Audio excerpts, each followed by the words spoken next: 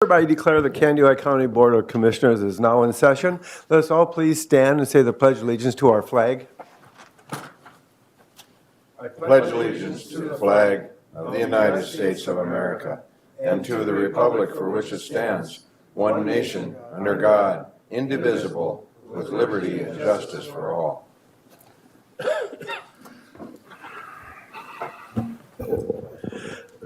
Good morning, everyone. I'd like to welcome you all here and also welcome those individuals who may be live streaming this morning. And I want to thank you for your interest in Candioi County government.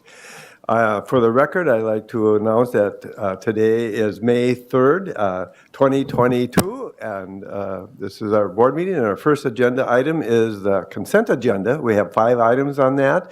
Is there any short questions or wishes to pull any consent agenda items? Hearing none, I'll call for a motion. So moved, Mr. Chair. Motion by Commissioner Emdek. Second. And a second by Commissioner Nissen. Any further discussion? Hearing none, I'll call for the vote. All in favor, say aye. Aye. Opposed, same sign. Pass unanimously. Mr. Chair, Yes, please. maybe you want to explain to anybody who may be listening that normally we would have the Health and Human Services Committee at this hour, and what prompted the change? I think everybody probably heard you already, and I just like to repeat that, I guess. And thanks for pointing that out. This is our change. Starting this month, that there will be no formal Health and Human Services Committee meetings, and we're going to be starting our board meetings at 9 a.m. from now on, but on the same dates and routine we've had before, just an hour earlier. All right, thank you. At this time, I would like to call on Val Savor, Assessor, and Mr. Mark Thompson, our Treasurer. Please proceed. Good morning, Mr. Chair, members of the board, Mark Thompson, County Auditor. Today, Val is here with me, and we're going to go through the Property Tax Services Report. And this is a report that the Department of Revenue puts out. Basically, it shows all the reports that we need to submit to them. Likewise, they submit reports back to us. They also show if we've done those reports in a timely fashion. So we'll just start going through. And Larry, if I can get you. I'm ready. You're ready. Okay. He's looking at me there. Tell me where to zoom in, Mark, and I'll be there.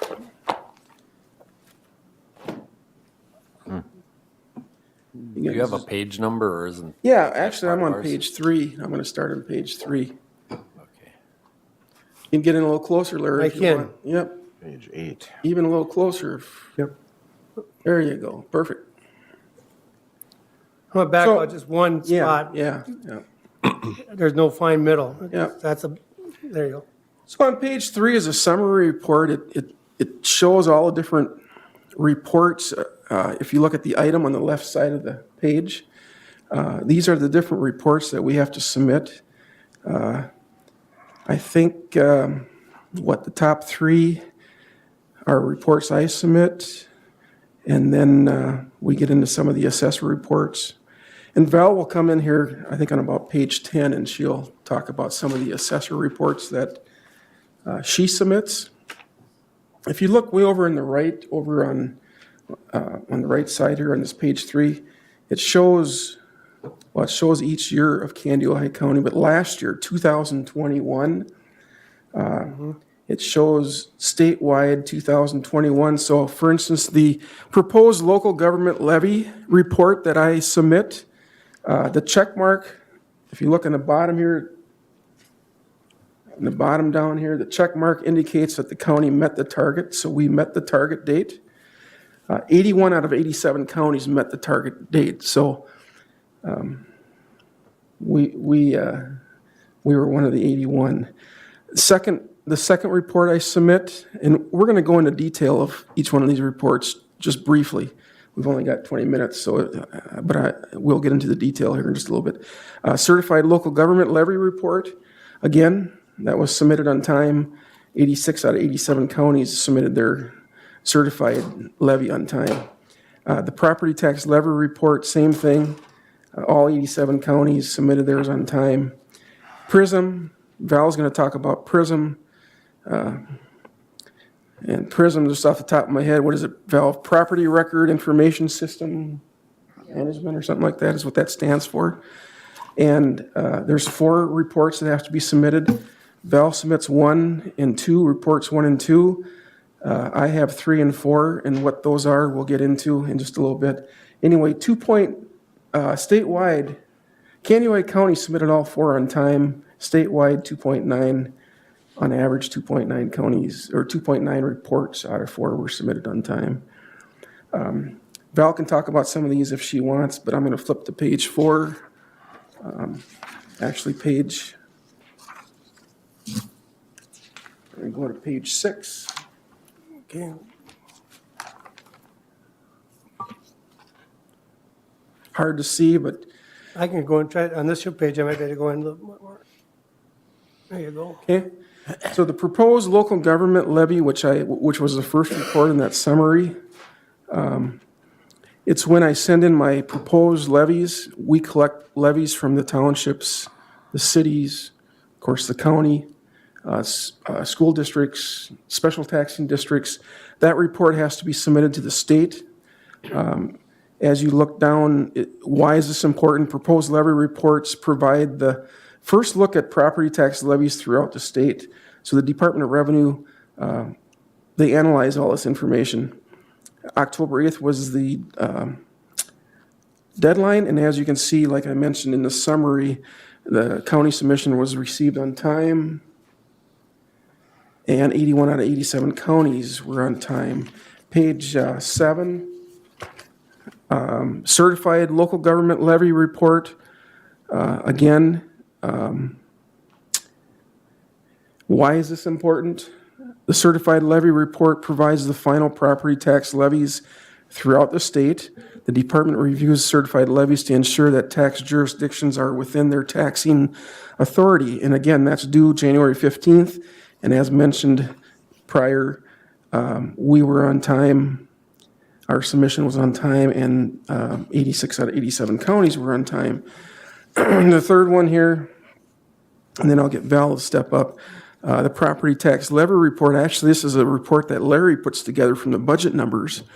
And the deadline is December 30th. And I'm happy to report that Larry got his submission in on time on December 30th, and it was on time. However, only 56 out of 87 counties got theirs in on time. So Wow. if you look in the bottom here, Could I ask a quick question? Yeah, please proceed. So it has an initial deadline is December 30th, and then the Yes. final deadline is January 30th. Yeah. Is that in case you have a correction or something? I would imagine. Okay. Larry, do you recall? I know Larry he gets the budget numbers, he gets it from his budget, and then, Administrator Kleindl, please. So they can sanction the county if we don't comply. Okay. And then you get a warning, you get a 30-day grace period, and if you don't, then you can there's other sanctions that can happen. Okay, but there's a December 30th and then, Yep, So- that's that warning. You get a one-month grace period. okay. If something happened, or it got lost or whatever.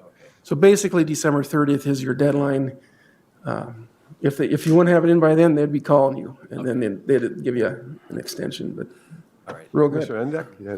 Yeah, I'm just wondering, as I read in the same paragraph there, it said, what is this?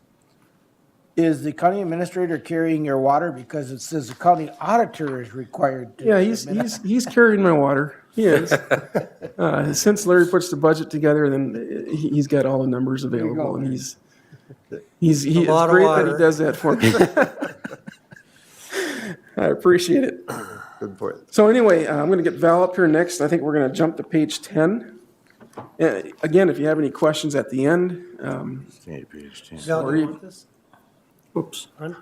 I got it on back. Our pages, just so you know, Mark, our pages might be slightly different. Yes. When you say 10, it might be 14 for us. wait, they've been scanned in, okay. Hey, Val. Good morning, Mr. Morning. Chair, Morning. Commissioners. I'm Val Savor, the County Assessor. And I have a few pages in here that we'll quick run by you. We talk about let me get you lined up here before I throw my papers on the floor. Okay, that looks good. The reason these are important, this is our PRISM submission, which is a Property Record Information System of Minnesota. That's what the PRISM actually stands for. What page is that? I'm on page 10. 15 for us. Nope. Okay. Yes. But it shows on the bottom of those pages too. Oh, yeah. Okay, thanks. So for us, evaluation is what I submit to the state reporting. And the reason that we send these is so they can issue final sales ratios for this, for the State Board of Equalization. The State Board Equalization is when I submit my values, I have to come within 90 to 105%. And that's using the median sale of each sales study that is prepared for me by the state of Minnesota. So they issue a state board orders if I'm not compliant between the 90 and 105%. And they issue it on bare land, residential, commercial, and apartments. So those are some of the basic ones that they do submit ratios for. This helps determining the adjusted net tax capacities for economic market values, calculating state aid and credit payments, calculating state general tax rates, and analyzing the impact of proposed legislation. So they use this data when the sessions are going on also. So that's why some of this is very important, and that's why they do submit it in April so that this data is available to the legislation. The page 11, this talks about the on-time submissions, and you know, the 1 and 2 are the ones I'm responsible for. 76 out of 87 counties are on time. Submission 2 was 47 out of 87, and then submission 3, which is the 2 that Mark's responsible for, and 4, which are 44 and 87 and 84 and 87. So our county was on time with all submissions. Moving our way down here. Could I ask? Certainly. Commissioner Why Anderson, was it proceed. so low on those, like submission 2 and 3? Do you know, or did they? I do or not. Maybe they don't give you an They answer don't on give that. us a lot of Okay. information as to why Sorry. this data, the submissions are, there's 4 of them. One of them is for our preliminary values, which go out in April. One of them is for the duplicate homestead and property tax submission. One of them is for the final values in the fall after everybody's made their adjustments. So that's the numbers that the taxes will be calculated out of it. I can't make any changes to values once the values we are past county board. Everything is flat. I cannot change anything. And so come September, any changes that were made are calculated, and that's submitted to the state for tax calculation. And the other submission is for the tax calculation purposes, which he takes care of. And why they're slow, I don't know. Okay, I'm happy to report we were on time. PRISM is fairly new, Yes. so that's probably one of the Okay. issues. The whole PRISM system that how we report to this Department of Revenue, 4 years ago, and the first 2 years were just a disaster. oh, And there's probably still some counties lagging behind. okay. The most important thing is our co-op. The program. Maybe step closer so the Yes. TV can pick you up. The Thank programming you. Sorry about that. No, behind no, the, thank you. I was serious. our computer co-op that does our programming for us, they work very closely with us. So when we submit it, it comes back with errors, and then they hop into the report and see what's not reading and what's not responding, and then they help us find a solution for the errors that come up. And we were very fortunate this year that my submissions went pretty seamless. I'm not sure about Steve or Mark's, but they were timely, and I had very few edits that came back that we struggled with. Okay. Mr. Chair. Commissioner Amdak. What is that computer co-op? That would be CPT? CPT, yep. So after each of our meetings, local boards and county boards, we have to submit a report to them stating exactly what changes were made and why we made the changes, and that's what reflects in our fall abstract that we do submit in our PRISM submission. And so that's kind of what this page is about. We do it both at the local board level and we do it at the county board level. We submit within 5 days of the close of the meeting, we have to submit a report saying that we've made these changes, this is why we made the changes, and this is the value change that occurred.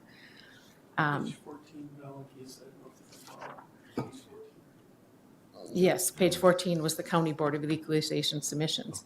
Page 15, the tax calculation certification, Val, they, oh, yep, thank you. tax calc certification. It comes into the auditor's office, she does her part changing values, it gets recorded at the recorder's office, it comes to me, we put in the value information, and then we do the sales verification, and that's where the sales study slows down a little bit, because we have to do this verification. We call the buyer, seller, send a postcard, not necessarily a quick response. So we do have about an average of about 47 days. The state's is about 29 days, but that's another case where sometimes the counties just hire a person to do sales verifications, and that person, that's all they do. We had 1,417 sales that crossed our desk this year, and it's a big job to call and study and review this data. So that is kind of the extent that I have. Do you have more that you want to fill in? The last half of the report is strictly the deadlines that the state sets for themselves and that they send back, and saying that they submit data.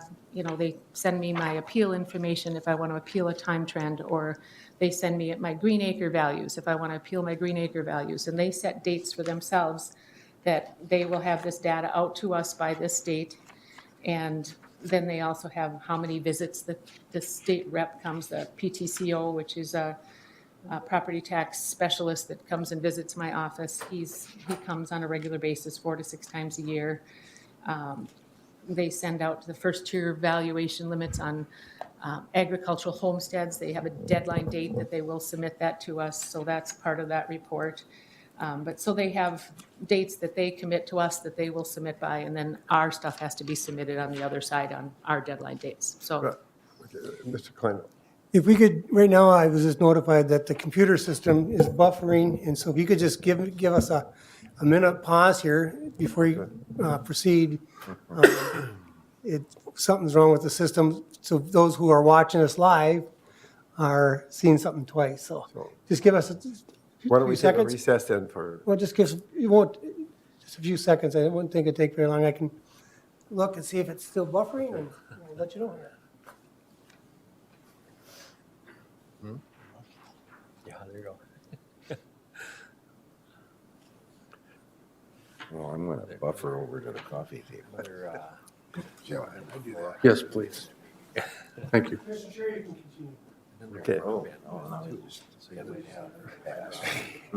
Okay. Okay. okay, so that Computers are up completed- and running, I think, so please proceed. Thank you. that did complete what information that we did have to share. Do you have any questions for us? Commissioner Emdek. Thank you, Mr. Chair.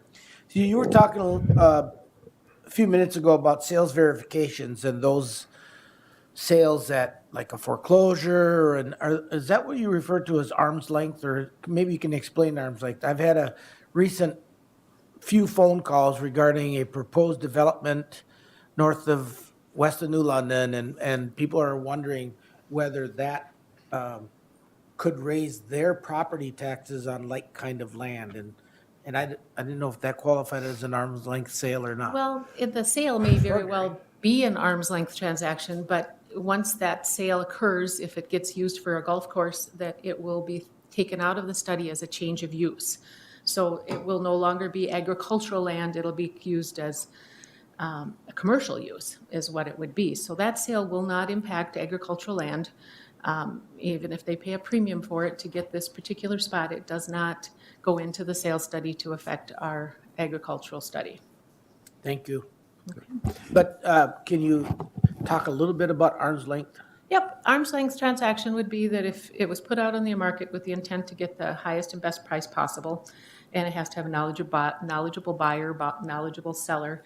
Its intent is that there's no outside circumstances that are going to affect their sale. It's not a divorce situation. It's not someone has passed away. It's not a foreclosure. It's not a relative. It's put out there with the intent that this is the best money we're going to get for it. We're putting it up to the open public, and it's being advertised as for sale. And so there's many things that the state do not allow into those studies. And so we have to go through and identify any quick claim deeds or, you know, like I say, if there's many boxes on this ECRB form that tells us whether, you know, if it's an exempt entity, it doesn't go into there. If it's a foreclosure, it doesn't go in, and they just reject right on the face level. But there is other things when we call and verify that it's like, oh, this was my sister selling it to me, then we automatically pull it out as a relative sale. So those are not considered an arm's length transaction. So, Please proceed. just, so arm's length is a good sale? Yes. A good one to use as in your evaluation? Yes. Thank you. Any further questions, comments? Wow. A very complicated process, and I want to thank you for sharing that with us, but before I'll just finish talking, this has been quite a year for your department Yes. and Mark's too, and it really helps the board understand to some degree of how complex this is, and I want to thank you for what you're doing. Commissioner Anderson. Yeah, thanks, Mr. Chair. I just want to say, as a township officer, when we have the Board of Review and Equalization meeting, then that was the one that usually had the most people that would show up, and they'd be angry, and most of the time it was a misunderstanding. They'd always go after, like, because of the tax rate, and it was really the meeting is more about the valuation.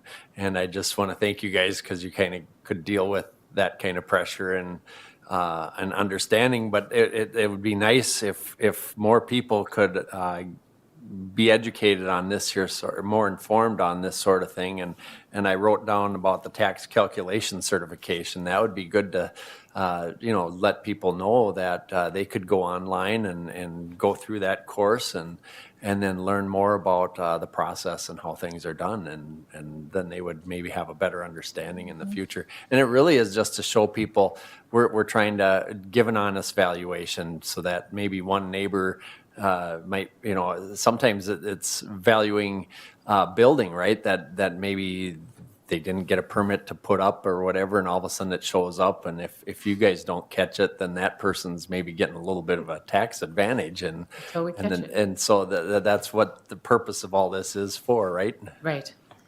And I do encourage, if anybody does have questions, to call me. My staff or myself are always available for questions, and if they want help understanding how things work, call me. I'm always available. All right. Well, thank you again very much. And I think you're, Right. Thank you. Sales Oh. taxes due when, May 15th? Oh, I gotta No? remember. First half property taxes are due May 15th, yep. So it's a good time to mention that. So yeah, to respond to Dwayne's comment there, that would be the Department of Revenue website is where they would go if they wanted to look for that tax calc information. And you just Google Minnesota Department of Revenue, you'll see all kinds of things out there, so, thank you. thank you, Mr. Thompson. Now I'd like to call on Administrator Kleindahl. Yeah. Mr. Chair, Commissioners, Larry Kleino, County Administrator. Been contacted by the County Extension Office and a committee. They're asking for a per diem request. I'll give you a little background about the Extension Committee. Currently, we have, they meet 4 times a year. We have 6 lay people that serve on that committee, along with, they receive a per diem. Then we have others who attend the committee from the county, Commissioner Berg, Commissioner Anderson, Auditor Designee Tom Odens, and the Youth Extension Development Educator Nate Erickson, and Rochelle Mitchell, and the Regional Director. So they meet 4 times a year, and they have not had a per diem increase for some time. Of the 10 counties that they work with, the range of per diems is $35 to $75 per medium. Our per diem currently is at $35. The meetings go for an hour and a half, and what the requesting is that we increase our per diem to that to $65 for that committee, for those 6 lay people that attend. We have a request for an increase in per diem. Do I have a motion? Yeah, I'll make that motion that we increase the per diem for the County Extension Committee to $65 per meeting.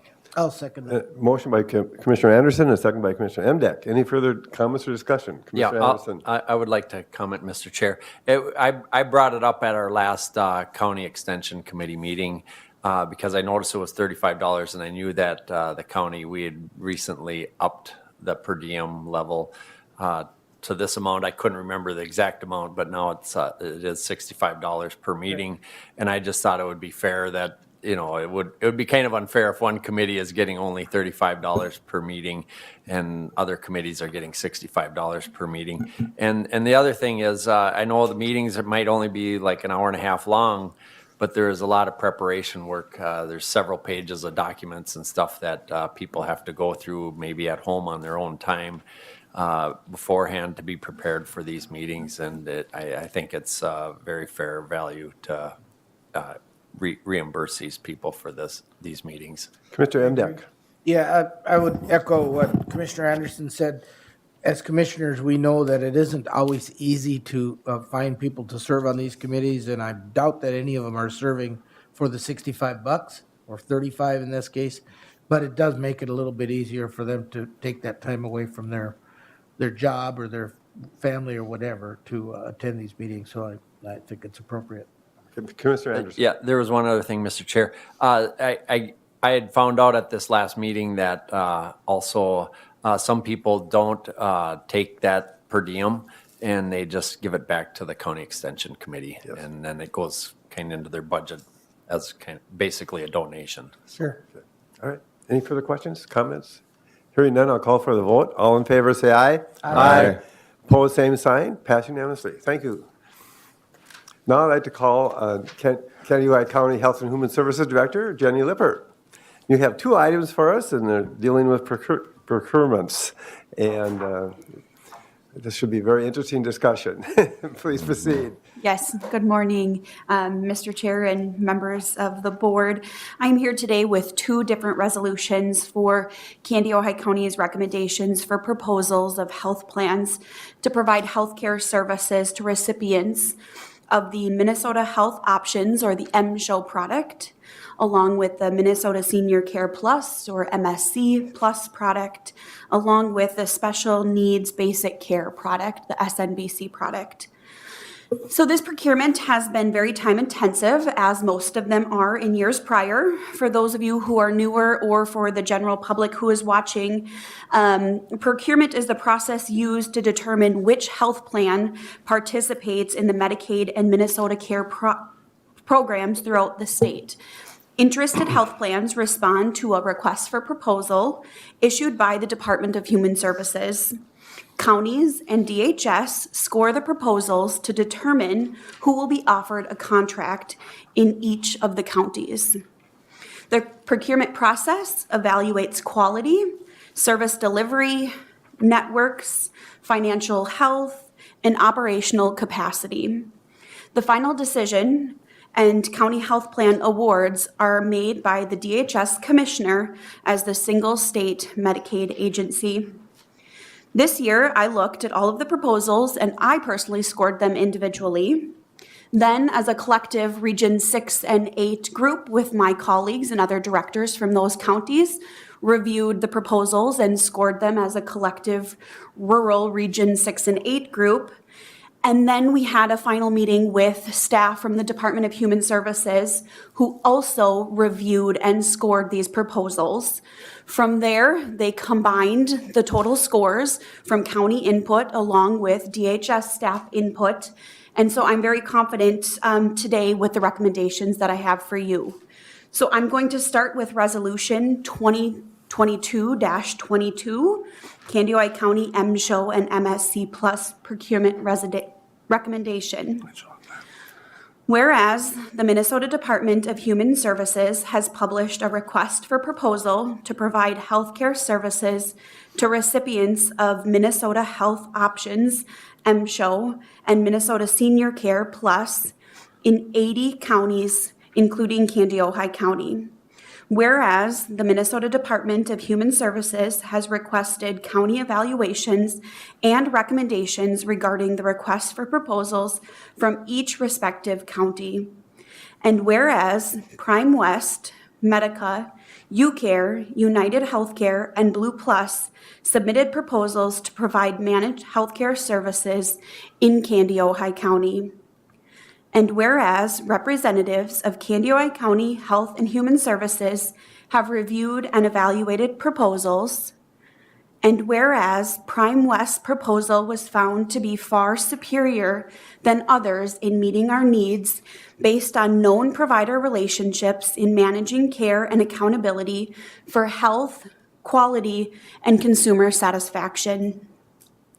Candy, Ojai County believes consistency in managed care is better for the people we serve and believes that single plan is better for all entities involved in the process. Considering the differences in scores, Candy, Ojai County believes that the disparity in scores indicate that only one plan serves the population in Candy, Ojai County in the way the individuals deserve. Therefore, be it resolved that the Candy, Ojai County Board of Commissioners supports the recommendation of the Candy, Ojai County Health and Human Services Director approving Prime West as the one and only managed care organization that should provide managed healthcare services for MSHO, MSC Plus recipients in Candy, Ojai County. Therefore, be it further resolved that the Candy, Ojai County Board of Commissioners supports no more than 2 health plan choices, including Prime West, to be for Minnesota Care recipients. Therefore, be it resolved that the Candy, Ojai County Board of Commissioners believes that single plan arrangements in rural counties does enhance integration and coordination of healthcare services, resulting in cost savings. Commissioners, we have a request for Resolution 2022-22, and I would entertain a motion at this point. I will move that resolution, but I do have a question. Sure. I'll have discussion. A motion by Commissioner Nissen to approve. Do I have a second? I'll second that. A second by Commissioner Anderson. Discussion. Go ahead. The second to last, therefore, supports no more than 2 health plan choices. As everyone knows, we would like to be a single plan county. If the lawsuit, and we have a meeting this week, I don't know where that's at this point in time, is successful, could we strike that particular line? Go ahead. Yes, so we could take that out. I also have to submit a document from the Department of Human Services that will accompany our resolution. And on there, I indicate what are our first, second, third, fourth, fifth choices. And my plan was to only list Prime West and not list any second, third, or fourth choice, because again, I would strongly encourage and I would fully advocate for one single health plan. But we definitely can make a change to this, and we could strike that line if that's what you all feel would be more beneficial. Administrator Kleindall. So maybe explain that again. So you have a main letter that you send to the Department of Human Services. This resolution that is being proposed is just a supporting document, but the letter that you submit is what DHS is going to mainly look at. Correct. So we do not have to, according to the Department of Human Services, you do not have to have an official board resolution to support your document, but we have decided, and I think it's in the best interest, to have the support from all of you to show the true need and what we would like in our county. And So that really, does they say- will like. It's like well Administrator stated that Klein one said. plan up above that, and I agree with that wholeheartedly. Like I say, it's a little bit up in the air at this point, but Commissioner Evdek. Yeah, thank you, Mr. Chair. Jenny, is the resolution that we're considering and the letter, is that consistent with your colleagues across the Prime West service area? Yes, so you bring up a good point. We did, as a Region 6 and 8 group, collectively write these resolutions together. Some counties have chosen to take bits and pieces out just based on responses that they receive from their commissioners. But yes, it is consistent, and we have drafted this together as a collective group. Thank you. Administrator Kleindall. Jenny, what do you think the consequences would be for Candy County if we struck that second word out of there? Sure. So my concern would be if we don't list then 2 health plans that we want, the state could inadvertently give us all 3, 4. 3, 4, as many as have put in proposals. And, Commissioner, I'm going to proceed. yeah, thank you. And just to clarify, I could read it, but you'll answer quicker. In that, therefore, with 2, one of them is clearly listed as Prime West being. Yes. Yeah. Correct, and that's why as we, Robert's rules would allow us to go back, and since I made the motion, I could move to bring it back and to remove that particular, therefore, I believe that's accurate. Do we, Okay. questions, comments? You wish to do that? I'm sorry? You wish to remove that? No, not at this time. I think. Oh, we'll okay, leave I it thought in you were. at this time. Okay, yeah, that's what I was looking. I'm talking about after the dust settles. Okay. I would like to change that wording, but for now, I think it's wise to have it in Yes, there. thank you. Okay. Any further questions or comments? Other than that, I'd like to make a comment is, this is another situation where a lot of work went into this behind the scenes and a lot of meetings, and it's complicated enough without being put in this position by DHS. And we have to dance around this and make it work for our county and our region. Okay, no more comments. I'll call for the vote. All in favor, say aye. Aye. Opposed, same sign. Passed unanimously. Okay, please proceed. so then I will move to the next resolution, Resolution 2022-23, Candy Ojai County Special Needs Basic Care Procurement Recommendation. Whereas the Minnesota Department of Human Services has published a request for proposal to provide healthcare services to recipients of special needs basic care for people with disabilities in 80 Minnesota counties, including Candy Ojai County. And whereas the Minnesota Department of Human Services has requested county evaluations and recommendations regarding the request for proposals from each respective county. And whereas Prime West, Medica, UCare, and United Healthcare submitted proposals to provide managed healthcare services in Candy Ojai County. And whereas representatives of Candy Ojai County Health and Human Services have reviewed and evaluated proposals. And whereas Prime West's proposal was found to be far superior than the others in meeting our needs based on known provider partnerships in managing care and accountability for health, quality, and consumer satisfaction. Candy Ojai County believes consistency in managed care is better for the people we serve and believes that single plan is better for all entities involved in the process. Considering the differences in scores, Candy Ojai County believes that the disparity in scores indicate that only one plan serves the population in Candy Ojai County in the way individuals deserve. Therefore, be it resolved that the Candy Ojai County Board of Commissioners supports the recommendation of the Candy Ojai County Health and Human Services Director approving Prime West as the one and only managed care organization that should provide managed health care services for SNBC recipients in Candy Ojai County. Therefore, be it further resolved that the Candy Ojai County Board of Commissioners supports no more than 2 health plan choices, including Prime West Health, to be available for special needs basic care people with disabilities. Therefore, be it further resolved that the Candy Ojai County Board of Commissioners believes that single plan arrangements in rural counties does enhance integration, coordination of all healthcare services, resulting in cost savings. We have a request for resolution number 2022-23. I will make that And a motion as motion well. by Commissioner Nissen.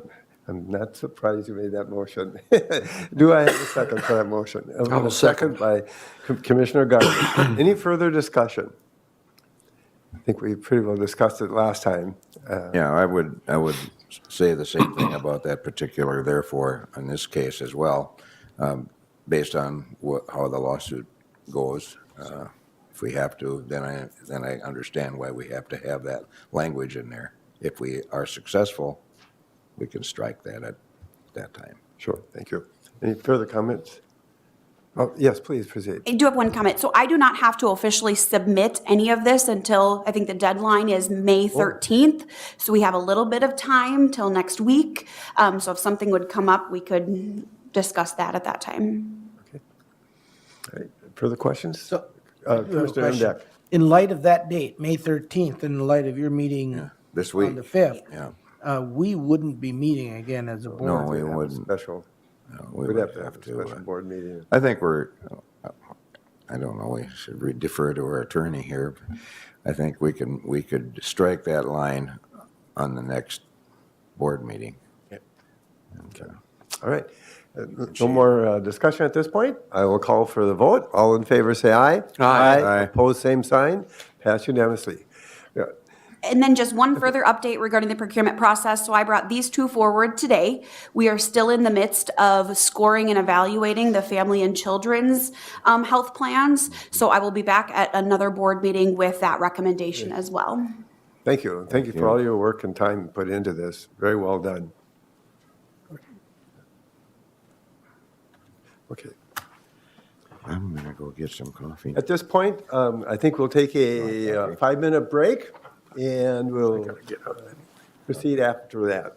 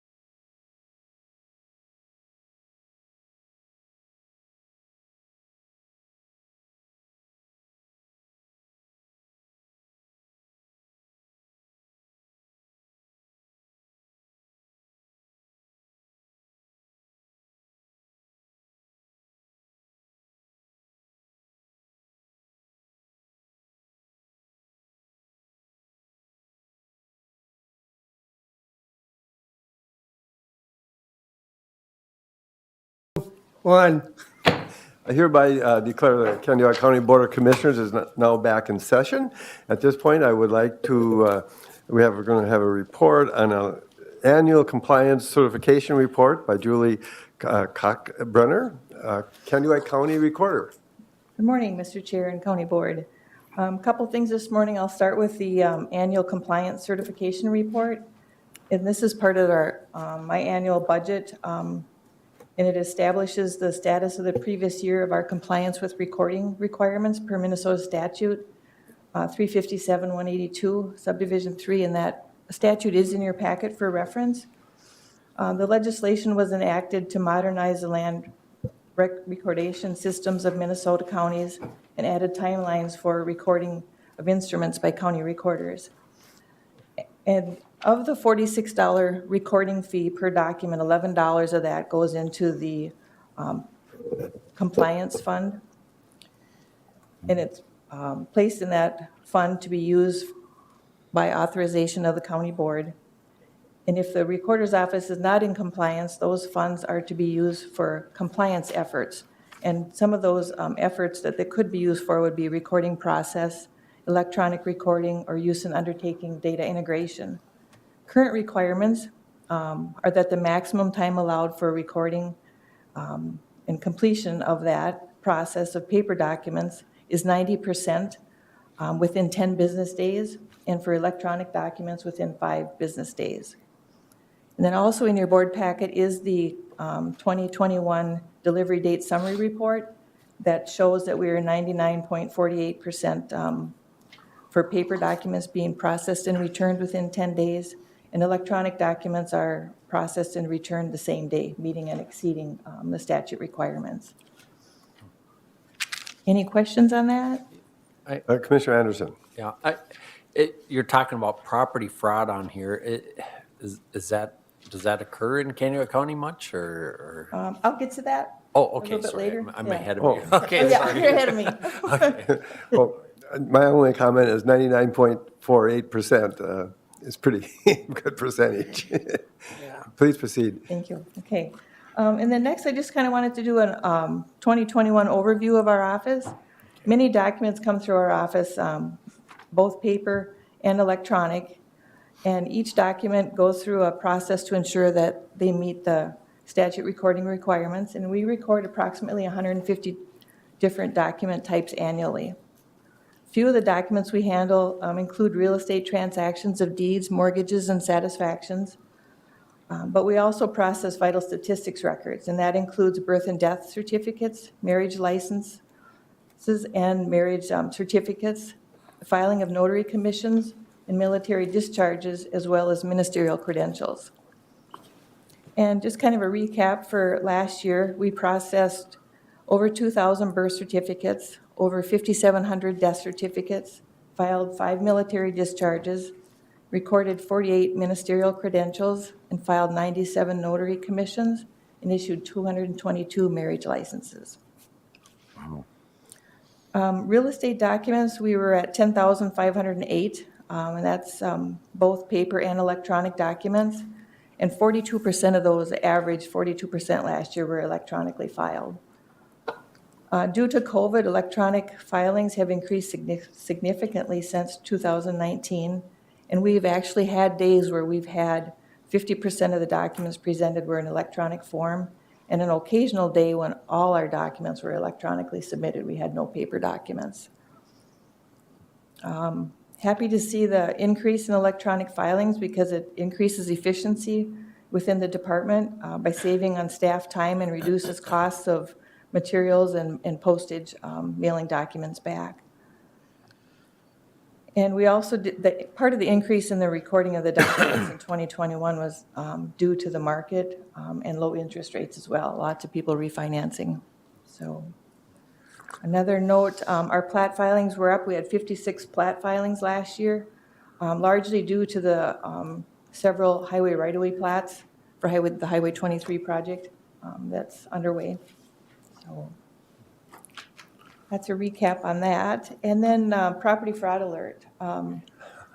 We did send out with property tax statements this year in all the tax statements that went out. Each property owner got a property fraud alert brochure. This is a free service provided to Candioi County residents or property owners. And it's when someone illegally uses your property for financial gain. Someone prepares and records a document, making it look like they own your property. They fill out the document with your name. They have someone notarize the signature then, and they record it. So it appears that someone else, they sold your property to someone else. When you subscribe, you can either call our office, you can go online, there's a website, or there's an 800 number. You subscribe by giving your name. And you have an option then to either be notified by a phone call when a document gets recorded that matches that name, or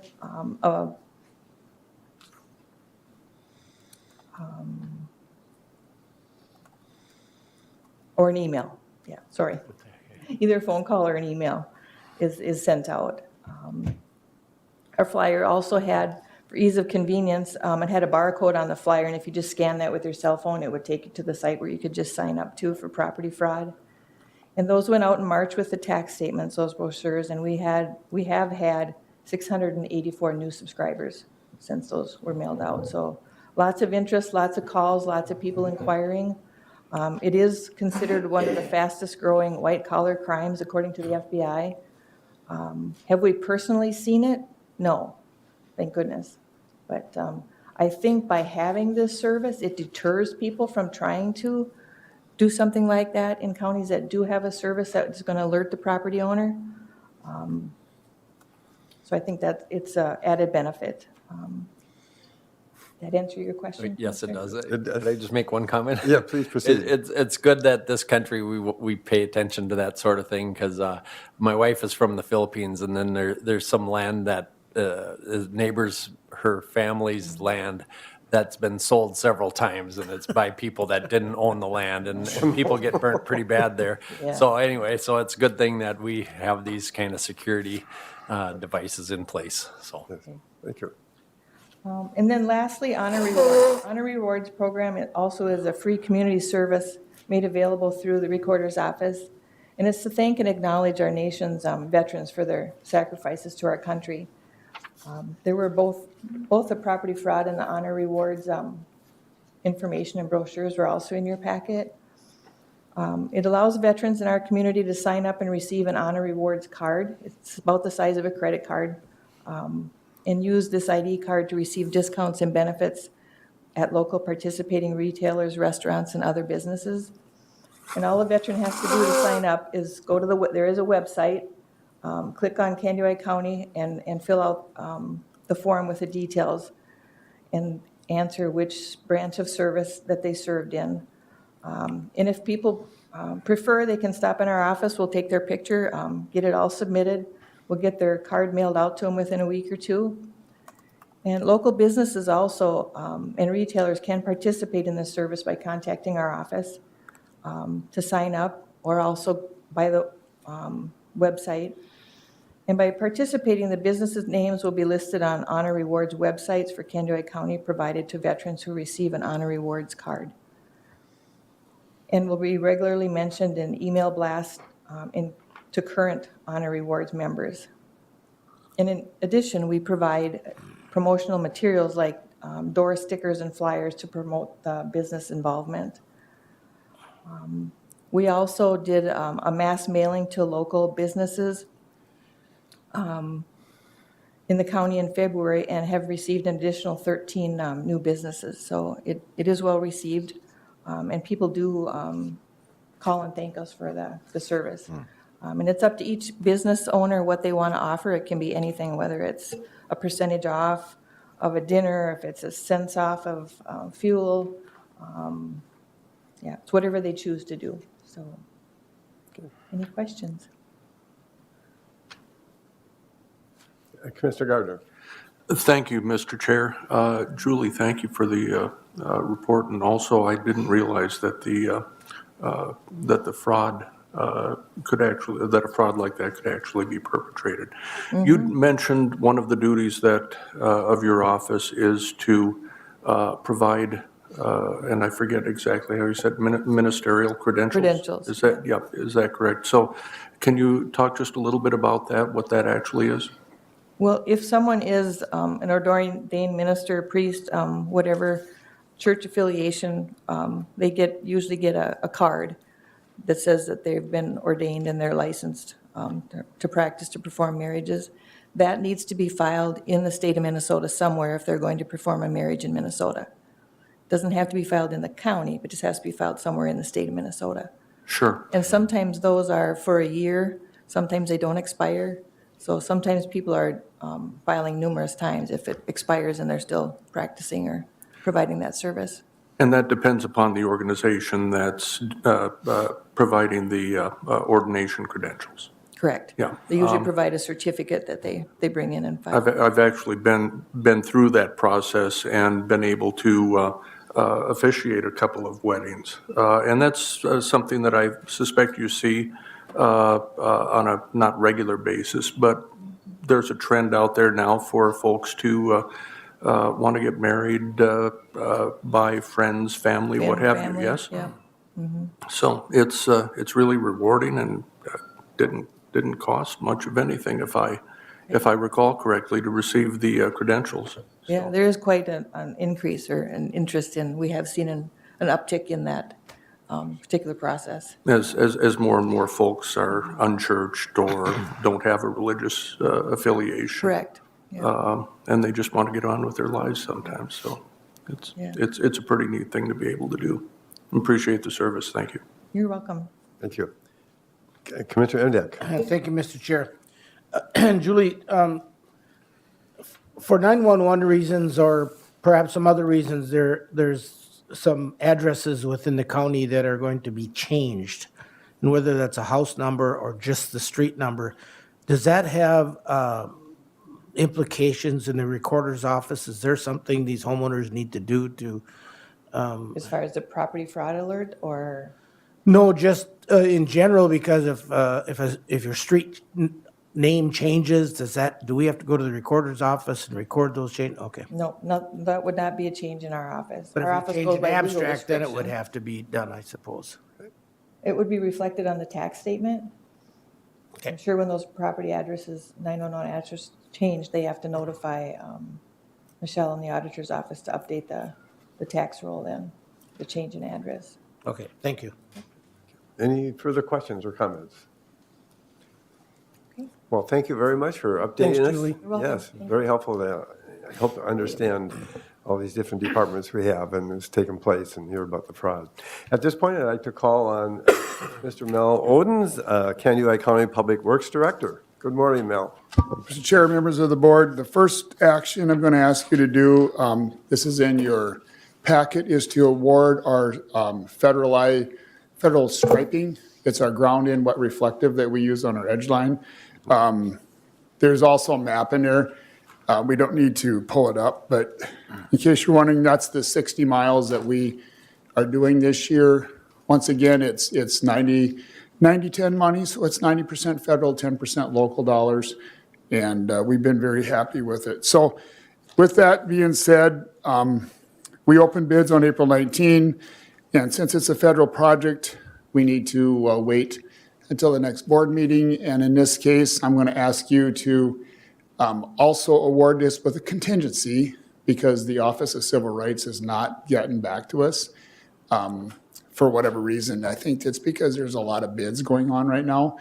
But so my recommendation to you would be to award this bid with the contingent upon the authorization of the Office of Civil Rights. So my recommendation is to award the contract SP 34-070-013 to Sir Lines a Lot of Edina, Minnesota, in amount of $266,473.56, with the condition that we get the authorization from the Office of Civil Rights.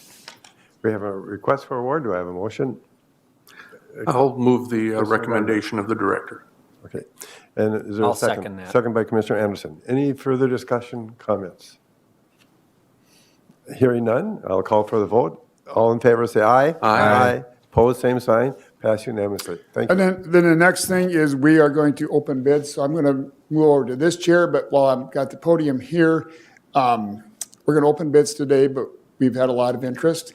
And so we're probably not going to be able to get through all the bids to confirm and so my recommendation is tomorrow morning at 8:30, we have a road and bridge meeting, that we would award it first action at that meeting tomorrow morning.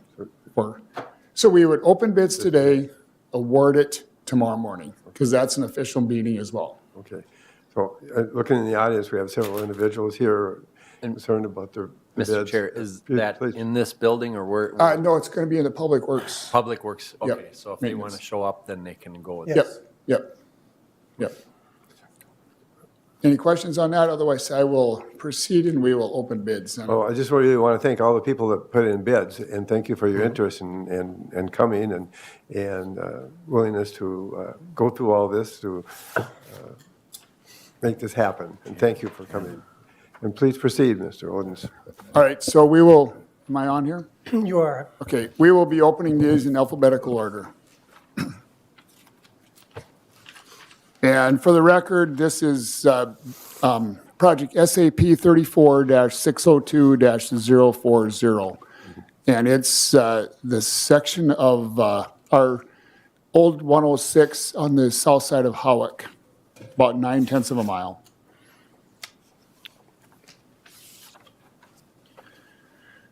So the first bid.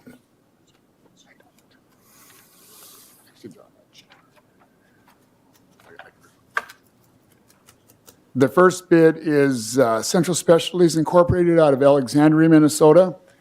Their bid is $728,406.50. 728,406.50.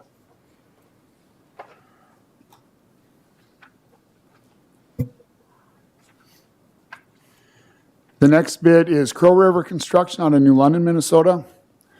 Their bid is $624,613.30. 624,613.30.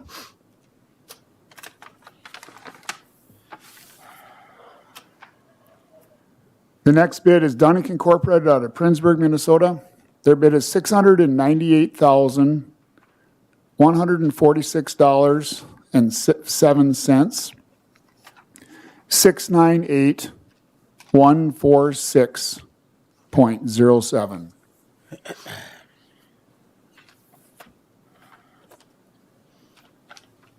The next bid is Kern and Tarbury out of Wadena, Minnesota. Their bid is $611,392.90. 611,392.90.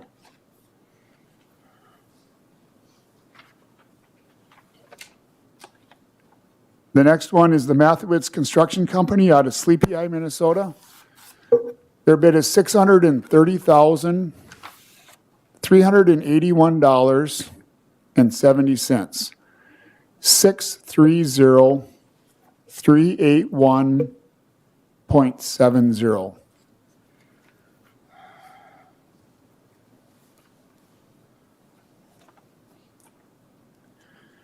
The next one is Midwest Contracting out of Marshall, Minnesota. Their bid is $591,563.90. 591,563.90.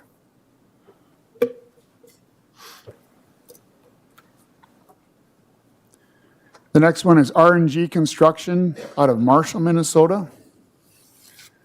Their bid is $666,018.40. 666,018.40.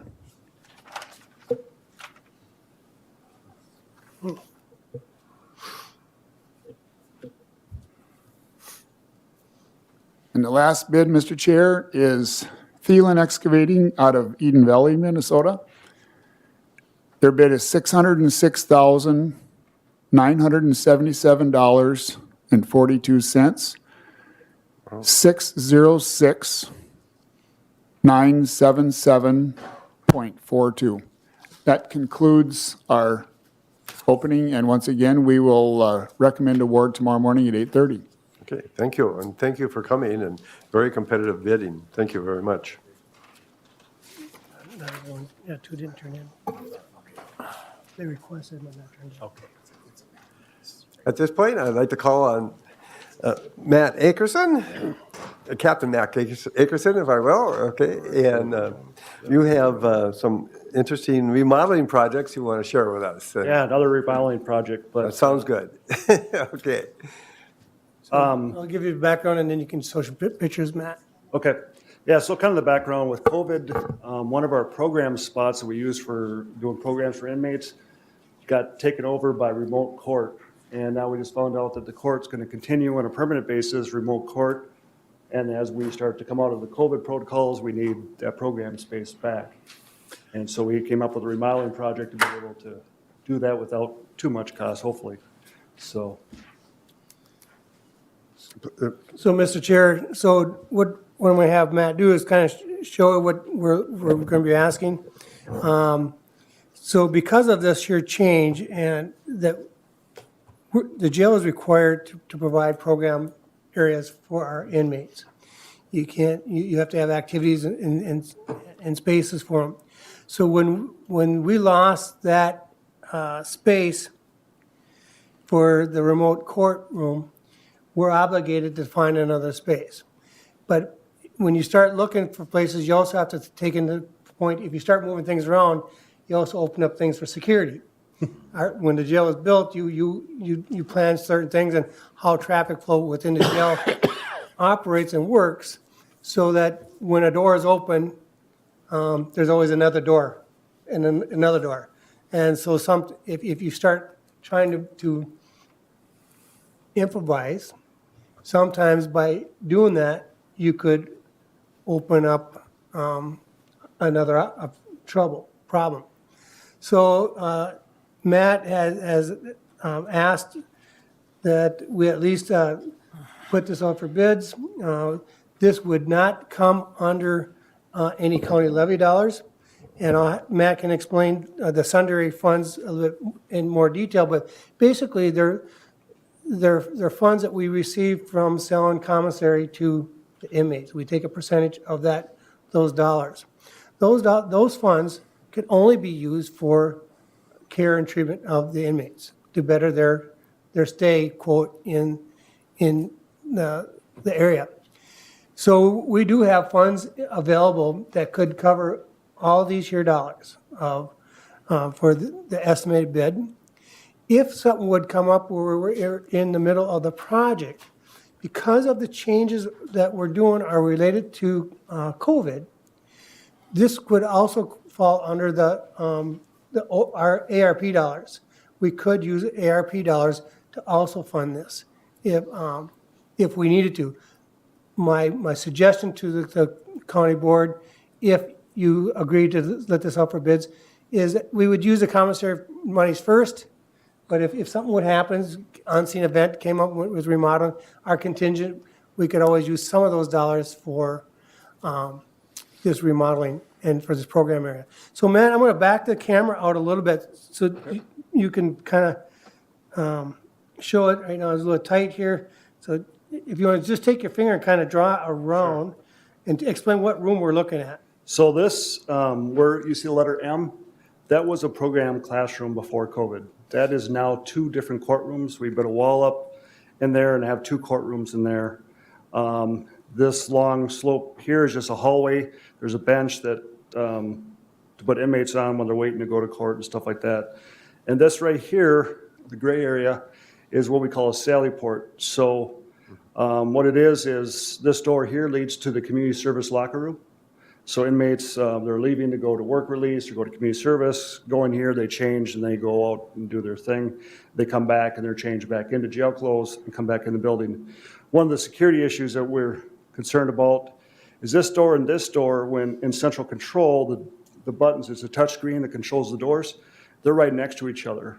And with inmates going to court and everything else, that's always a concern, is if they hit the wrong button. We have the 23rd Street Marathon, we call it. So what we're hoping to do here is so that was the existing jail, and this is what the project would do. Again, this is that pathway to court. There's the courtroom is M. What we'd be doing is taking, this row here is a bunch of professional visiting rooms. They were, when the jail was built, meant to be visiting for inmates with their family members and friends, but we have video visitation now, so these rooms are hardly used. So the plan is to take the last visiting room, turn that into a hallway that leads back to that hallway that goes back to court I showed you earlier, and then turn this sally port into a program classroom. And then by doing that, we also would bed a wall here and create another sally port leading to the community service area. So even if the book or the central officer would make a mistake, the inmate would get in here and he had no place else to go. So it goes two things. We get that program space back, and we also provide some security for the jail. So, Commissioners, any questions, comments? So, Mr. Chair, what the ask is today is just permission to put these out to bids. What Client McCarthy is the architect we're continuing to work with, as we did with the first part of the project. They would help coordinate with the county to put these out for, get estimated bids. Okay. And once the estimated bids then come back, you still have the opportunity to approve or reject those bids. And then once you approve, if you approve the bids, then you would award the project to the winning bid and have the process done. Timeline for we're looking at is like fall of. yeah, construction would be in the fall, which is because we're kind of, taking baby steps out of the COVID protocols we have in place. It actually works out good for the jail. We haven't really fully brought in volunteers yet. Our GED teacher really wants to get back in and stuff like that, so that would definitely be work with our timetable too, as far as when this would happen. And we need a formal motion on that. We do need a formal motion. I will make that Commissioner Nissen. motion that we let that out for bids. And A motion by Commissioner Nissen and a second by I'll second that. Commissioner Emdek. I guess my only comment would be is, we sure like voting on remodeling projects that don't involve levy dollars. And any further discussion from anybody at this point? it's a required space, we need to do it. Absolutely. And it's funny how things can change so quickly in our world, and we have to adapt to them. And it sounds like a good adaptation to take place, and probably a good way to do business as well, too. Right. Okay. No more discussion. I will call for the vote. All in favor, say aye. Aye. Opposed, same sign. Pass unanimously. Thank you for working on this and bringing this forward to us. Thanks, Matt. Chair. And we're coming nearer to the end of our agenda, and Candy County Administrator has his updates for us. Please proceed. Well, thank you, Mr. Chair, Commissioners. I really don't have a lot of updates today. I have one, probably big one, but it's one. Today, I'm submitting my letter of notice of retirement to the Canada County Board of Commissioners. I worked in this county for over 28 years, with the last 16 years being an administrator, and I loved it. I still love it. I'm honored to have been able to work with such very dedicated, hardworking staff, department heads, county commissioners, administrative assistants. Been awesome. Canada County is well respected around the state and for the work we do and the forward vision we have. And I believe that will continue. I have really loved and enjoyed working here. I know that I will miss my great coworkers and the challenges of this job that brought me. The challenges have been nonstop, especially the last 24 months. But at the same time, it gives you a reason to wake up in the morning and put those pants on and come into work. I want to thank you for allowing me to lead this county and your support throughout the years. It's been awesome. The current board, the past boards, 99% of you have been really good. If he looks around at us. Yeah, and every now and then. I didn't make any contact. 1%, and then we come back, right? So Hopefully, I will yeah. do I thought he was everything looking at in my power to make the transition to a new administration as smooth as possible. I'll stay out of your way, but I will promise you that I will do what I can to make it a smooth transition.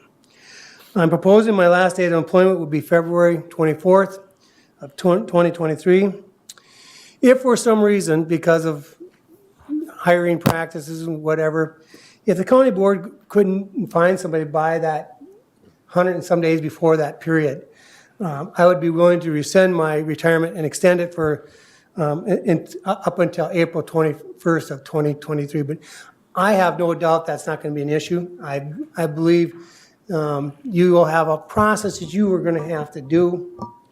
I talked to a couple, we have 3 major firms in the state of Minnesota that you could hire to help you recruit.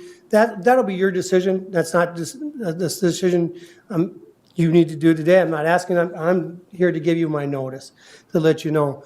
And it's with mixed emotion. I love this job, but I also know that I watch some of my coworkers in the past that work and within a few months of retiring, some health issues or other things happen, and you start realizing in life that, there's only so many calendar days left in this world, and I want to make sure that I do everything I can to live to the fullest of my life.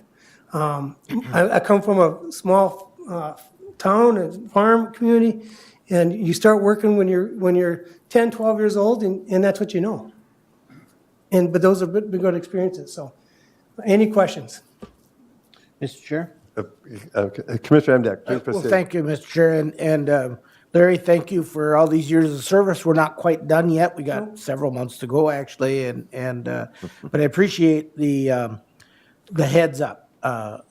It's not going to be this doesn't happen overnight to make the transition, and so could you kind of lay out a process?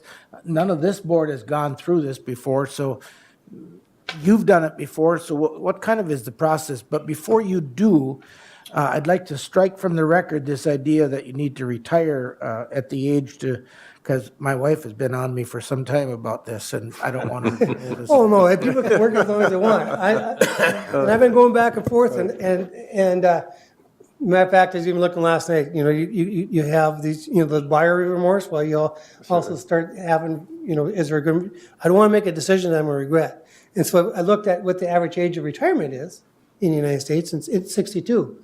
Well, I'll be right around the door at 62, and so that was my moment that, just, tomorrow wake up and, don't be a chicken and do this. Well, So the serious part of the question is a little bit of the process. So, yes, the process could be, and that's up to you. I think maybe the next board meeting, you as a board should decide whether or not you want to do it internally or hire a firm. And in my recommendation, of course, I think because of this day and age, and you watch other communities around us doing recruitment, I think a firm would really assist you. Doesn't mean that you're not involved or that HR is not involved. You're still involved, but so if you do that, you'd put out RFPs, and then the next board meeting, you could interview those people and make a decision, and that kicks it in motion. As I stated, the average for recruitment phase is between 4 and 6 months. Now, you've seen some of our neighboring cities and stuff go a little longer. So the recruitment process might be a little more challenging, but that's how come I gave you the window I gave you. And then they will tell you what the process wants, whoever you choose. Each one has a little bit of different process. They're really similar, but you'll have to decide what process you want. But if with giving the notice, hopefully you can have somebody in place by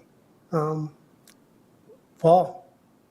I guess, It'd be nice if you could have somebody in place by budget time. Well, may I suggest that this is Larry's big day, and I would like to suggest that I would meet with Vice Chair Commissioner Emdek, and we'll put this on the agenda to have a discussion and start this process of looking at timelines and follow up on this. But this is your big day, and I just really want to thank you for giving us so much notice. And I think we need to take that real seriously and jump on that. And I know we all feel that same way. That time can go by really fast if we don't start examining and start this whole process. And we can address that more next board meeting. Just for the record, I think we should have in the minutes that we accepted it. But I really think I personally feel we accept this with regretfulness that we're losing somebody with extreme knowledge and long knowledge of Candido County operations and of experiences and of leadership, and it's going to be missed a lot. On the other hand, I think we can accept it thinking that this is good. We've been really lucky to have you all these years, and even extra years, I have a feeling, and very fortunate that we will continue to have you for almost 10 months and one more budget process. So I want to thank you for this notice and the fun time you're going to have for the next months. And hopefully this will be a good 10 months for you, and I think it will, and a good 10 months for the county. So any further questions or comments at this point? Commissioner Gardner. Thank you, Mr. Chair.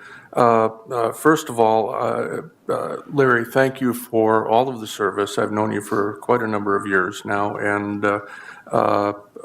your encouragement to not just myself but to everybody here is really helpful when we're trying to sometimes make some of these difficult decisions and wrestling with some of the things that we have. I do want to say that perhaps, tongue-in-cheek, one of the things that I'm most impressed with is that you're the only person I know who can still fit into his high school letterman's jacket.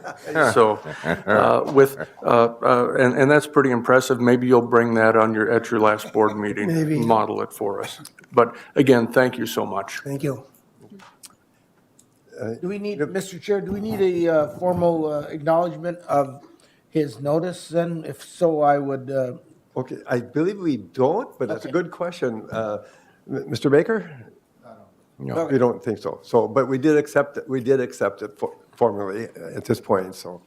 Well, thank you for your big day and your big announcements, and wishing you the best with this. At this point, we'll move on to any appointments at this point, or any other calendar things, other than we're going to be meeting tomorrow morning early for Bridge and Roads. Thank you. Otherwise, I will now address our committee reports and updates. And Commissioner Gardner, would you please start? I will. Thank you, Mr. Chair. I wanted to make mention very briefly, attended the West Central Industries Board meeting, I believe our first in-person meeting for quite some time. A decision was made at that meeting that West Central Industries will be transitioning Meals on Wheels over to another agency. It's a difficult decision, but honestly, it's something that the other provider can provide at a better cost, and it's made in the best interest of the clients that we serve. Chaired the Drug-Free Coalition board meeting the other day. Attended Supporting Hands Nurse Family Partnership meeting yesterday, and that was quite an interesting meeting because we had to consider whether or not to allow our nurses who provide this service.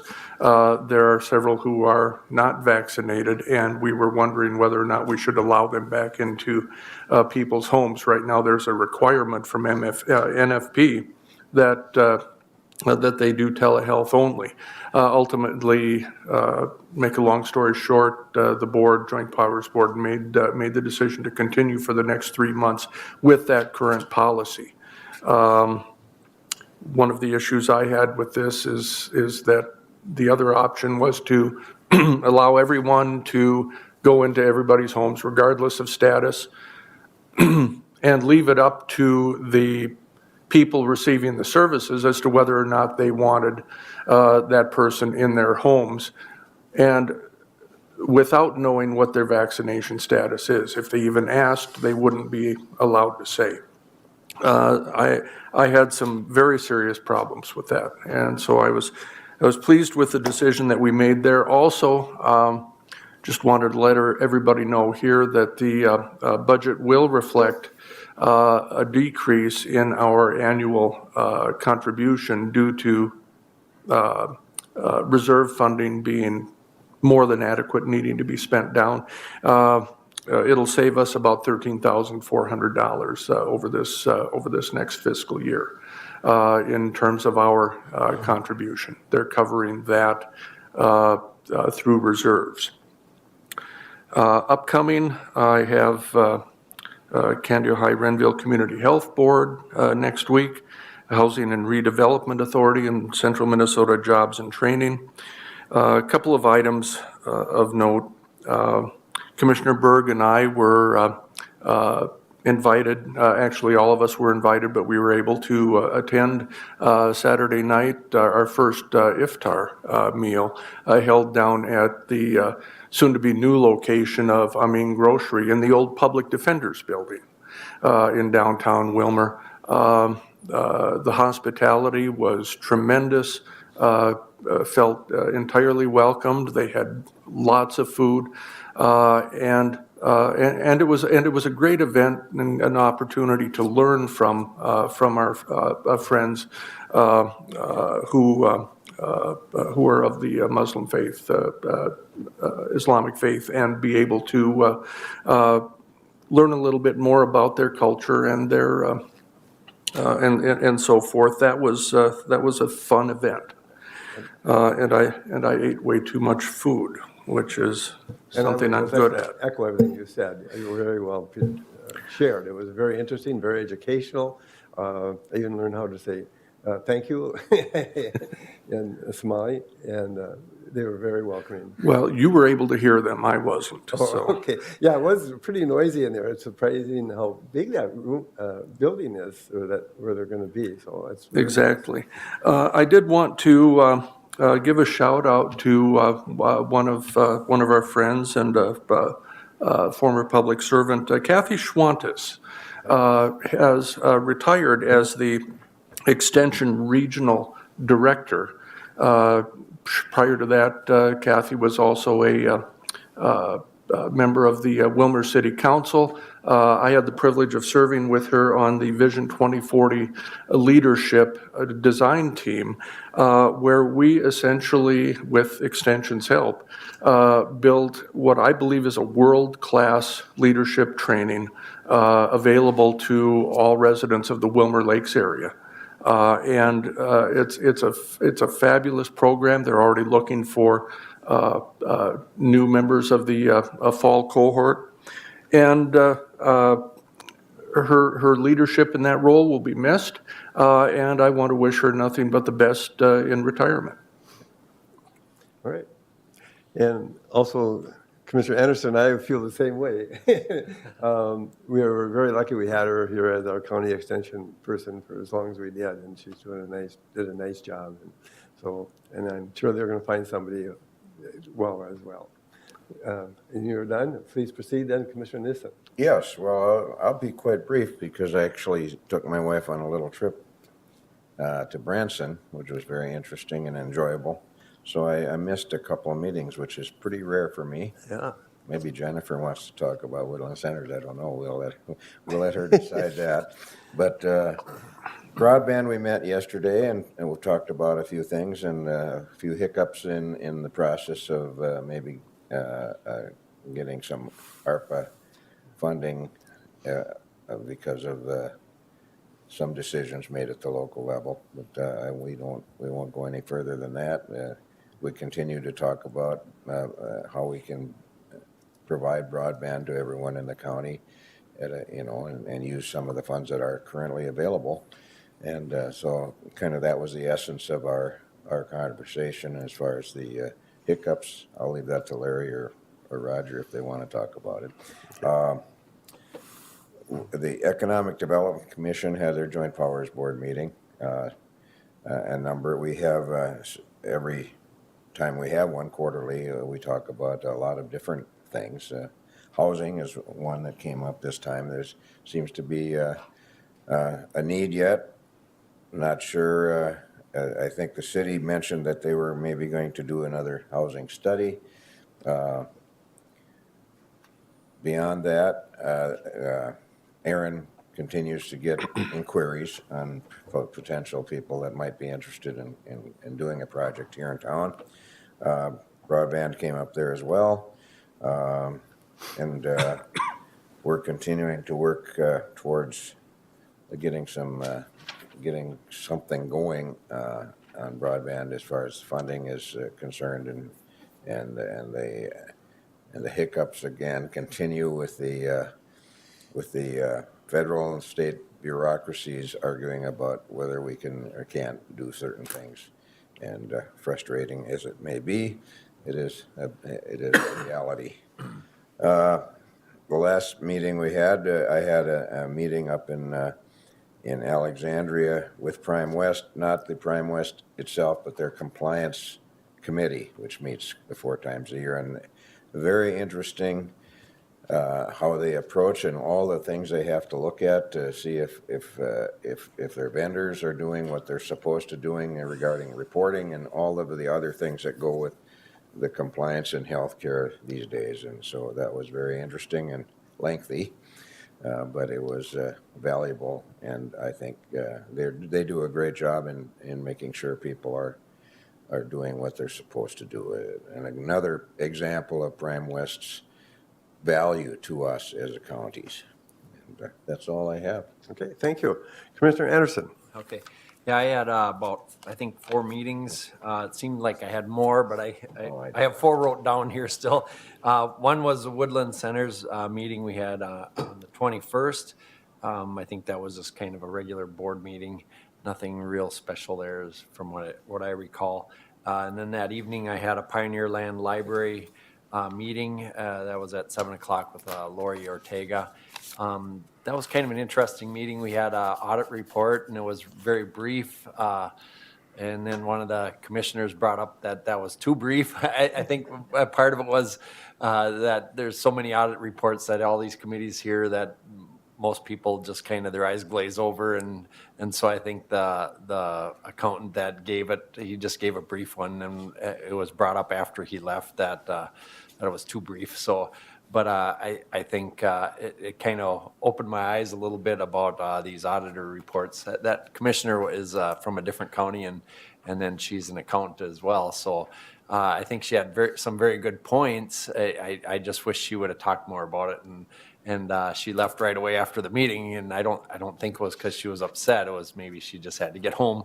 But I want to talk to her more about it, to learn more about it, because I thought the points she brought up were really good and valid points.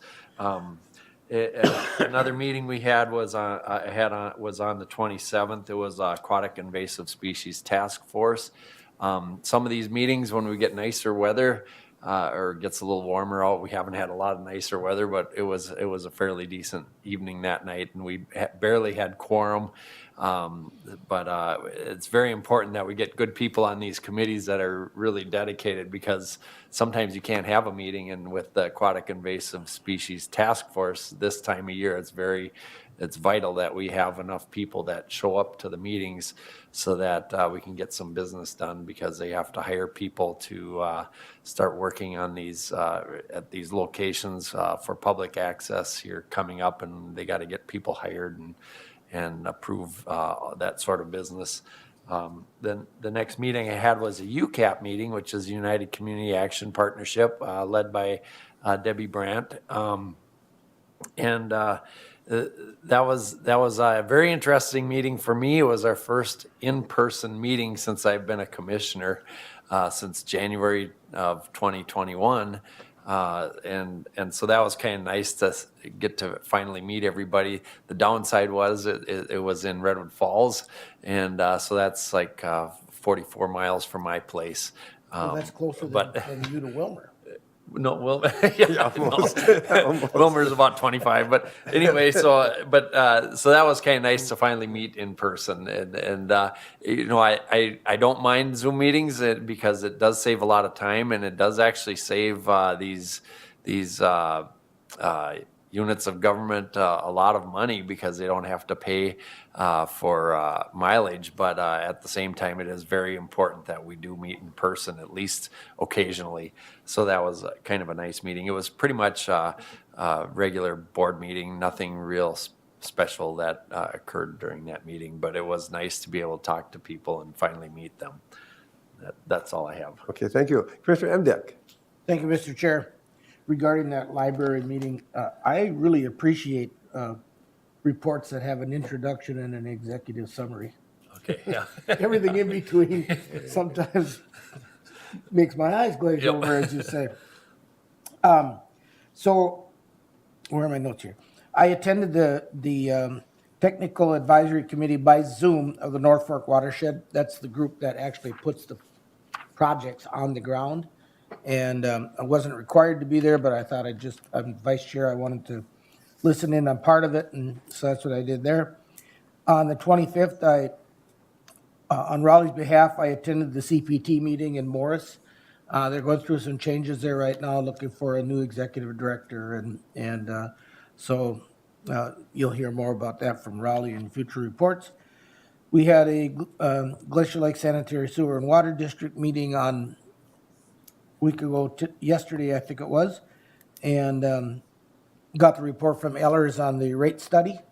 The news was fairly good. The rate increases, while they're necessary, aren't as big as what they had hoped they would be. And large part of that has to do with bonds that are starting to fall off from previous projects. Had a couple of internal meetings with administration during the week. And then just to add on to the EDC broadband meeting of yesterday, Raleigh alluded to some issues that kind of are of our concern. One is verification of providers' services and making sure that what they say are being provided is actually being provided. And then the other one is perhaps having some expectations for grant applicants when it comes to a start and a finish date for the projects, because we don't want to be tying up money for several years and then the project actually not get done. And so part of our evaluation of the grants will include that. And then we looked at some other things, and thanks to Mark Bashan, the chair, and others who have worked on that application process. Coming up, we have tomorrow's that county surveyors meeting at Grand State Event Center in New London Spicer. Groundbreaking at Roscoe on Friday. A lot of you will be getting, be receiving notices from lakeshore owners this time of the year to perhaps attend some of their annual meetings. So be watching for that. They're usually on Saturday mornings. And then on 5/16, Charter is having a groundbreaking or ribbon cutting for one of the broadband projects on the northwest of New London. Okay. That's all I have. Okay, well, thank you. Actually, I would like to thank Commissioner Emdek and Commissioner Nissen and Administrator Kleindahl for your leadership on broadband. I mean, that's been our priority, and you are the three people with the knowledge, the experience, is making it work as good as it is. And I know there's been obstacles every here and there, and but there's so many pieces to it, and you're putting it together, and thank you very much, all three of you. I probably will repeat a few things. Where am I at here on dates here? Well, we had the governor here and entourage after our last board meeting. We all probably heard about that as well. Prairie Lakes Youth Program, we had our monthly board meeting, and I'm very pleased to say that we were in the plus, and we just keep moving forward. And I think we got a good program, and they're looking at even making it better. and reaching out to all the different places throughout the state that we are up and running, and they're having a nice component of programming attached to it as well. There's still a lot of other things to work on, and we've been meeting quite a bit on that. We had the Woodlands Housing Center, and that was mentioned already. The PAC4 for Families Brain Conference was on the 21st, and if you've never been to one of the PAC4 for Families Brain Conference, it's an annual thing. They're our excellent conference. They had an excellent main speaker that evening, and it's well worth attending. And some internal meetings with Vice Chair Commissioner Emdek and Administrator Kleindahl. We also had, I was part of the EDC meeting, and there was some talk too about the marketing, new marketing person they have and how important and how well that's going. Otherwise, that pretty well sums it up. Anybody else have anything? I just would like Jennifer, if she wouldn't mind, because I'm thinking these guys might be confusing the Woodland Center's meeting with the Woodland Center's housing meeting. Oh, There were two meetings that day, and so go ahead. If there was anything at all that I should know about, I'm curious. Okay. Sure, yes. So I attended the Woodland Center's board meeting. That is a different meeting than what the other fellow commissioners attended, the West Central Housing meeting, mental health and housing meeting. So at Woodland Center's board, they're still struggling with staffing. They became a CCBHC early this year. And the good news with them becoming that CCBHC is that their financials are very strong. So they sound like they've got some good plans in place for trying to gain some more therapists and folks in their door to be able to provide the services. But right now, that's the biggest issue, is there's just not enough folks to provide the services. So direct access has been something that has been talked about being an issue because we can't get anybody in to be seen in a reasonable amount of time. So the board had discussion about that, and they're looking at some different options. But other than that, there wasn't any big updates or changes. Thank you. All right. I wish I had been there. I don't know if anything came up about the working with that large hospital group at all, or if it got discussed, and if you want to talk about it or don't, you can. Sure, yep, I can. We did have discussions about that. I know that Dr. Chose, the director over there, is looking at ways that maybe we can collaborate some things, and some of these larger healthcare systems have an online medical record system called Epic. And so she's been exploring some options as to how we could potentially utilize those services.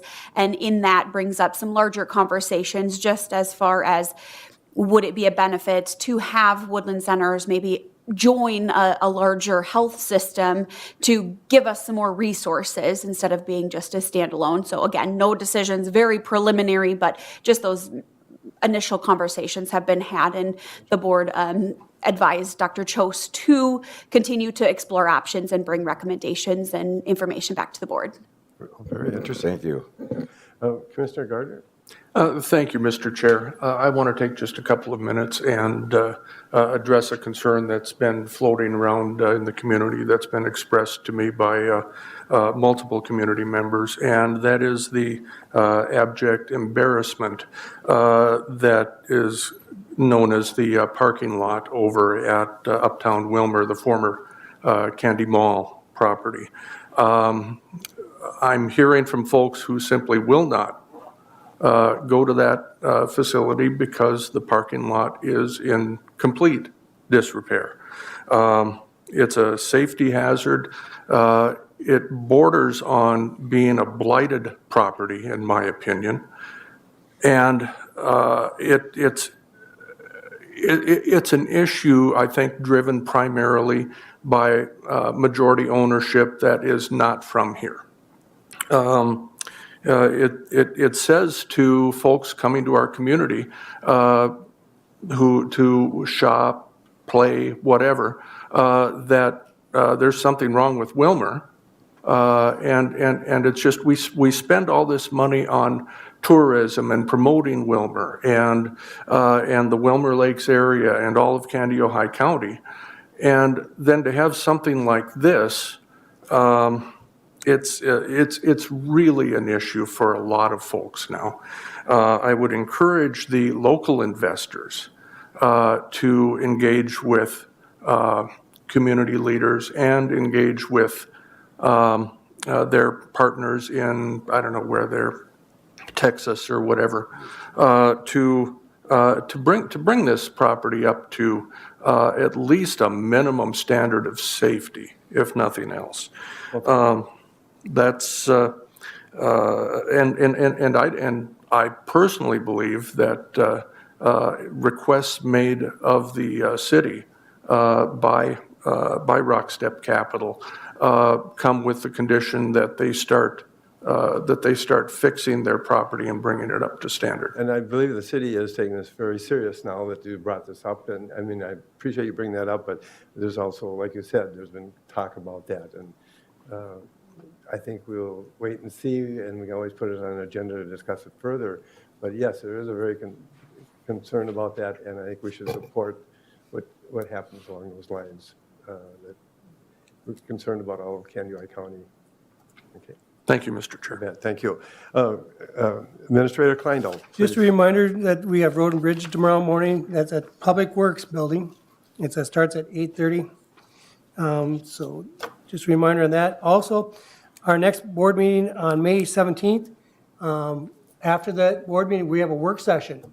And so on that work session, one of the things we want to talk about is the ARPA. That's what the intent was to be. But to give you a little background, so you have some time to think about it, so I don't catch you cold feet, I always like to give you a heads up so you do your homework, and when you come, you're ready to do it. But if you could think of 3 to 5 things that you would like, that you see, that you would like to have addressed under the ARPA funds, be thinking about that. They have to fall under the COVID and ARPA guidelines. It can't be, something that's willy-nilly. It has to be real stuff. But be thinking about that, so when we get together at that work session, one of the things we can talk about is what are some things that you feel that the county board should be focusing on other things besides broadband. We committed up to 75% of those funds to broadband, but the other remaining funds, what are some of your priorities? And then I think what at the process will be, we'll look at that and have those discussions. So that's all I have. Commissioner Emdek. So should we treat those as earmarks, Mr. Administrator? Good question. Kind of, huh? Yeah, exactly. Well, at this point, no more further discussion. We've had some very good discussion today, and hereby reset or close the Candioi County Board of Commissioners meeting.